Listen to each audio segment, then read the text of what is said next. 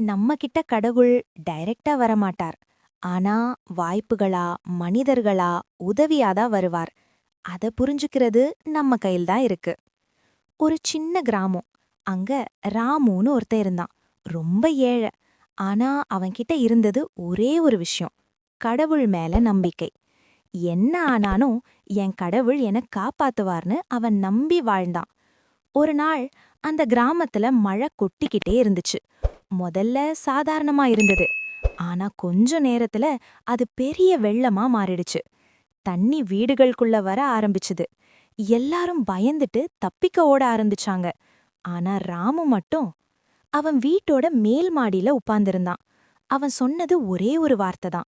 என் கடவுள் என்ன காப்பாத்துவார். நான் எங்கும் போக மாட்டேன். கொஞ்ச நேரத்துக்கு அப்புறம் ஒரு சின்ன படகு வந்துச்சு. அண்ணா, சீக்கிரம் வாங்க, வெள்ளம் அதிகமாகுதுன்னு கூப்பிட்டாங்க. ராமு சிரிச்சு, வேணாம்பா, என் கடவுள் வருவார்னு அனுப்பிட்டான்.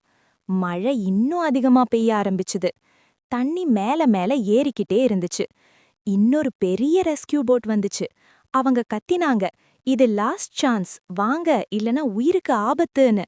ஆனா ராமு மறுபடியும் அதேதான் சொன்னான். என் கடவுள் அண்ணா காப்பாத்துவார். கடைசில தண்ணி அவன் வீட்டையே மூழ்கடிச்சு. ராமு கத்திக்கிட்டே இருந்தான், கடவுளே என்ன காப்பாத்துங்கன்னு. ஆனா சில நிமிஷத்துல அவன் வெள்ளத்துல அடிச்சிட்டு போயிட்டான்.